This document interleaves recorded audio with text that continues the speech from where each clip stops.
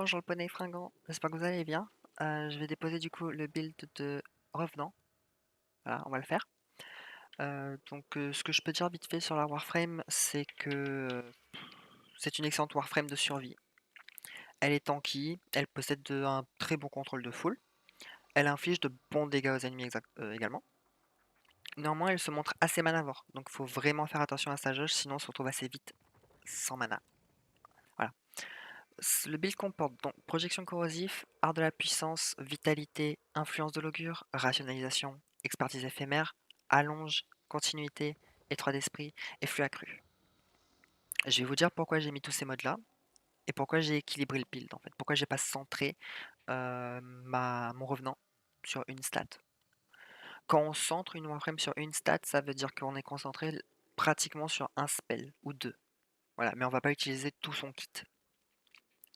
Tout simplement, servitude. Transformer une cible en pantin servile, les pantins s'en prennent à leurs alliés et vous offrent un festival de dégâts. Voilà. Euh, Ce qu'ils oublient de dire sur ce pouvoir, c'est que quand vous avez un pantin, les ennemis qui attaquent votre pantin peuvent également être mis en servitude.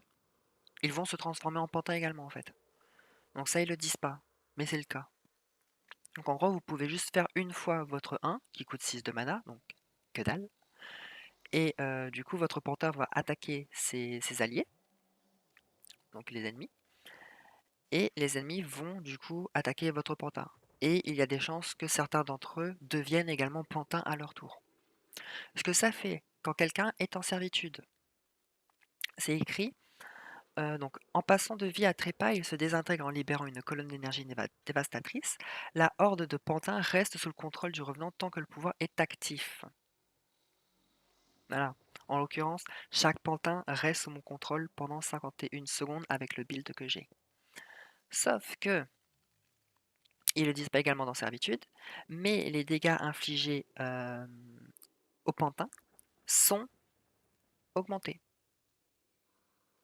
Voilà. Donc en gros, si vous voulez faire plus de dégâts que vous devrez faire, vous mettez un pantin, donc vous mettez un mob en servitude, en pantin, et vous lui infligez des dégâts supplémentaires. Voilà. Donc c'est parfait, c'est vachement chouette. Le 2, vous devez tout le temps l'avoir d'activer, c'est exactement comme le sort La Peau de Fer de Rhino. Voilà. Enveloppez-vous d'une énergie sentient qui dévie les dégâts et étourdit tous ceux qui osent attaquer. Les ennemis étourdis peuvent être réduits en servitude sans utiliser d'énergie, c'est important. Sauf que, bof. Parce que du coup, en fait, vous avez juste à avoir un pantin, les autres ils vont être transformés au fur et à mesure, en fait. Donc voilà. Ça, vous pouvez le faire par exemple quand, justement, pour pas utiliser servitude, vous utilisez linceul dès que vous popez sur la carte. Vous utilisez linceul. Vous avez 6 charges. 6 charges, c'est tout simplement le nombre d'ennemis qui peut être réduit en servitude, gratuitement. Voilà. Donc n'hésitez pas. Donc en gros, vous popez, vous avez ça, vous ne prenez pas de dégâts tant que vous avez des charges. Euh, du coup, quand un mob vous attaque, il va être étourdi. Vous pouvez le rendre du coup en servitude gratuitement. Et du coup, lui, il va propager du coup la servitude. Voilà. Vous n'allez pas avoir une grande armée parce que c'est capé, hein, mais c'est largement suffisant parce qu'ils sont tanky de base. Ça, en sachant quel mob vous mettez en servitude, il va être tanky et il peut infliger beaucoup de dégâts. Pillage. Alors personnellement, je vois beaucoup de revenants qui se focalisent pas sur pillage, qui est en fait un sort de mouvement. Voilà, c'est un dash. Foncez à travers les ennemis tel un mur d'énergie sentient et volez les boucliers et la santé de tous ceux qui se trouvent sur votre chemin. Les pantins sont plus généreux. Il y a beaucoup qui n'utilisent pas vraiment ce spell. Mon build à moi, il va être concentré sur pillage et danse macabre. Par contre, j'aurai toujours l'incel d'activer et je vais devoir utiliser servitude au début. Voilà. Je vous conseille d'utiliser pillage, pourquoi? Parce que pendant le dash, en fait, vous êtes invulnérable. On peut pas vous cibler, on peut pas vous infliger de dégâts. Votre barre de vie est grisée. Et le pire, c'est que vous drainez de la vie et vous drainez du bouclier. C'est juste génial. C'est juste franchement génial. Danse macabre, qui est son ultimate, que on va la plupart du temps voir les revenants faire dans les parties. Hein, on va pas je vais pas mentir, parce que c'est tout simplement un tourbillol. Voilà, mais c'est un tourbillol puissant. Donc ça invoque une multitude de rayons d'énergie et de long qui décrivent un cercle mortel autour du revenant, d'où Tourbilol. Les rayons changeront de type de dégâts pour cibler les défenses en particulier. Ça veut dire que si vous combattez un Grignir, leur élément faiblesse, c'est corrosif. Donc vos rayons vont infliger des dégâts corrosifs au Grignir. Si c'est Corpus, ça va infliger des dégâts gaz. Ça s'adapte en fait. Ça prend ce que l'ennemi déteste en termes de dégâts et ça utilise ces dégâts-là, donc ces éléments-là, pour infliger des dégâts. C'est extrêmement fort, vous allez voir. Euh, Ensuite, les rayons changeront de type, donc blablabla, tandis que les dégâts reçus seront redirigés vers les rayons. L'action de maintenir consommera plus d'énergie, mais amplifiera aussi les effets de statut et l'intensité des dégâts. Euh, voilà. Donc tout simplement, tandis que les dégâts reçus seront redirigés vers les rayons, vous allez prendre quand même un taux de dégâts, hein. Ça va être redirigé, oui, mais vous allez quand même recevoir un peu de dégâts. Donc vous n'êtes pas non plus invincible pendant l'ult en fait, hein. C'est juste qu'en gros, quand les ennemis vont vous tirer dessus et que vous avez votre danse macabre d'activer, une bonne partie des dégâts qu'ils devraient vous faire seront redirigés dans les rayons que vous infligez. Et bien sûr convertis en type de dégâts de faiblesse. Ce qui rend la chose encore plus forte, hein, qu'on se le dise tout de suite. Par contre, c'est votre sort qui vous coûtera énormément d'énergie. Là, on peut se dire 5 énergies par seconde. C'est le sort qui, quand vous faites pas gaffe, vous perdez beaucoup trop de mana. Ensuite, les pontins tués par danse macabre laissent des exoboucliers à ramasser. C'est important. C'est important. Ça aide à la tankiness parce que du coup, avec le build que j'ai, où j'ai de base 675 de bouclier, je peux atteindre 880. Elle est vraiment cool. En plus, on peut l'avoir très rapidement dans le jeu, quand on débute le jeu. Il suffit d'aller sur Cetus et après parler à Nakak, d'aller acheter le masque de l'égaré. Il faut par contre avoir fini l'histoire. Il vous faut votre opérateur. Parce qu'en fait, le masque, du coup, ça se met sur l'opérateur. Et après avoir débloqué le masque, vous devez changer l'apparence de votre opérateur et mettre le masque sur lui. Après, vous attendez la nuit sur les plaines. Vous y allez pendant que c'est la nuit. Vous vous transformez en opérateur. Voilà. Vous faites la transférence en opérateur. Et tout simplement, la quête va pop. C'est une quête super simple qui vous donne le schéma. La quête s'arrête quand on vous donne le schéma, hein, pour information. Mhm. Et les parties de revenants sont farmables sur les mises à prix de Cetus. Donc passons au build. Projection corrosive. On réduit l'armure des ennemis de 30%. C'est important parce que vu que l'ult fait des dégâts de faiblesse, ça va permettre d'infliger encore plus de dégâts plus rapidement. Donc c'est important. Si vous l'avez pas, si vous vous demandez où est-ce qu'on peut l'avoir, il est obtenable en alerte. Ensuite, pour équilibrer, donc la puissance à 100%, c'est déjà bien. J'ai augmenté de 15%, voilà, juste pour mettre quelque chose ici, tout simplement. J'aurais pu mettre Art de la Ruse qui augmente la portée, mais j'ai voulu partir avec un tout petit peu plus de puissance, voilà. J'ai mis Vitalité, il n'y a pas de question. Avec 300 PV, c'est pas suffisant. 700 PV, c'est le bon nombre d'HP à avoir. Donc ensuite, il nous faut beaucoup de durée, beaucoup d'efficacité, parce que l'ult, en fait, vu que c'est un sort en continu, avoir de l'efficacité, c'est cool, mais en fait, rajouter de la durée, ça va permettre à la jauge de descendre beaucoup moins vite. Voilà. Donc, tout simplement, expertise éphémère, pas maxé, c'est fait pour. Rationalisation. Pourquoi c'est fait pour? Parce qu'en fait, là, 50 plus 30, ça fait 80, sauf que c'est capé à 175. Voilà. Donc en gros, si on augmente plus, donc si on termine l'augmentation d'expertise éphémère, bien sûr, j'ai un expertise éphémère maxé qui est juste là. 60 d'efficacité, mais moins 60% de durée de pouvoir. Voilà, je l'ai expliqué. Plus vous avez de durée, plus vous avez d'efficacité, donc les deux, plus vous avez ces deux-là, plus votre barre descend moins vite. Donc du coup, on va pas la maxer, on va laisser à 50-50. Ensuite, pour la durée également, donc pour justement compenser les moins 50 et pouvoir atteindre ici, étroit d'esprit. Voilà. Pourquoi étroit d'esprit? Et pas maxé. J'ai bien sûr étroit d'esprit maxé. Qu'on se le mette bien d'accord, voilà, hein. Sauf que là, ça réduit la portée de 66% quand c'est maxé. Alors que là, ça réduit la portée de 48%. C'est, on va voir la différence. Quand ça passe de 127 à 100, on voit la différence. directement. Donc c'est pour ça qu'au final j'ai laissé la durée du coup, parce qu'avec continuité mais moins expertise éphémère, ça passe à 100%, donc étroit d'esprit pour compenser pour mettre les 72%. Voilà.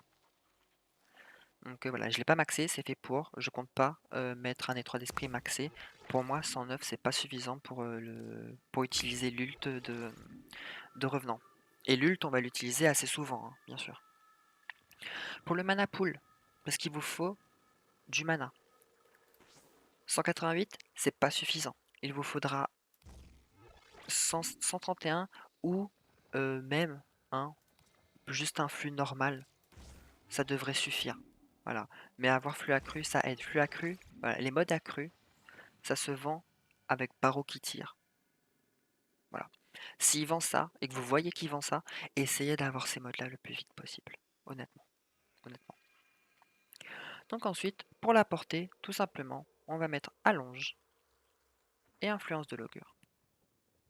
Vu qu'Étroit d'esprit coupe la portée, et ben les deux là, ça va compenser, on va arriver à 127. On passe du coup à la démonstration, tout simplement. Donc voilà, ici il y a des ennemis, donc artillerie lourde corrompue, Grignir 135, niveau 135. J'ai mon 2 d'activé en bas, toujours, sauf qu'il faut qu'il m'attaque pour qu'il y ait les effets. Donc vu qu'il m'attaque pas, je vais juste les mettre en servitude manuellement. On peut avoir jusqu'à 7 mobs sous servitude. Voilà, le 8ème, non. 7 c'est la limite. Quand ils sont en servitude du coup, ce qu'on fait, c'est qu'on pop l'ultime, on dash, encore, et encore, et ceux qui sont en servitude sont quasi morts. Alors, j'utilise pas personnellement l'amélioration, le clic, parce que ça consomme ma mana beaucoup trop rapidement. Certes, ça fait davantage de dégâts, mais du coup, votre mana prend un coup, et au final, utiliser le 3, c'est plus rentable. Hein. C'est largement plus rentable. Donc je vais vous montrer comment ça se passe quand il m'attaque, du coup, donc faire un vrai fight. Donc là, il y en a un en servitude, on le rend en servitude. Les ennemis l'attaquent. Ça va se propager. Donc là, j'en ai un. Voilà, le deuxième. Le troisième. Le quatrième. Le cinquième. Vous voyez que ça fait une bonne armée. Hein. Et du coup, hop.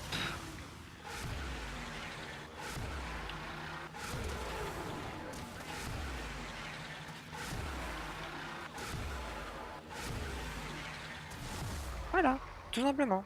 Je dépensais quasi un tout petit peu plus de 100 de mana, quoi.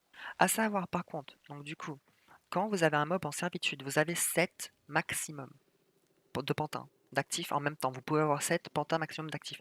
Sauf que ça fait une réaction en chaîne. Vous avez vu que ça se propage. Donc en fait, la propagation, donc le nouveau, il va également être sous ma servitude pendant 51 secondes. Voilà. Donc en gros, voilà. Par exemple, si vous passez de 7 pantins à 6, il y aura un 7ème qui va arriver. Tout simplement. Donc c'est juste génial. Hein. Tant que vous avez un pantin d'actif et que les mobs l'attaquent, vous aurez toujours au moins un pantin à votre disposition. À savoir par contre, maintenant je vais vous montrer un tips sur une manière de se déplacer avec le 3, donc le dash. Là vous pouvez voir que j'ai tout simplement dash comme ça. Voilà, là. Ça suit la courbe, d'accord. Sauf que pour ceux que j'ai montré Excalibur, voilà, vous pouvez à peu près faire pareil, sauf que c'est utilisable une seule fois, mais sans ligne droite. Et ça permet franchement que ça aille bien. Donc là, si j'utilise, vous allez voir que je vais tomber par terre. Voilà. Ça fait l'arc de cercle, la gravité entre en condition, etc. Mais on peut également aller tout droit. Voilà. Donc je suis pas tombé par terre. J'ai visé là où je voulais aller. Si je vise en haut, ça va quand même faire une mini courbe. Mais ça vous permet en fait d'aller d'un point A à un point B. Par exemple, s'il y a du vide, vous pouvez couper quoi. Donc c'est génial. Donc, par exemple là, voilà. Ce que j'ai fait tout simplement, c'est que j'ai exactement fait la même chose qu'avec Excalibur. J'ai lancé mon spell, mais j'ai visé. Voilà. Je vise et je lance mon spell. et vous allez voir, vous allez aller tout droit. Voilà. Donc je lance et je vise pendant l'animation. Voilà. Vous pouvez l'utiliser 2 fois parce qu'on coupe avec un jump. Je vais réessayer pour vous montrer. Là j'ai pas pu parce que j'ai commencé avec le jump. Il faut pas consommer le jump au début en fait, sinon vous pouvez pas jump après. Donc vous faites par exemple ça, là. Voilà.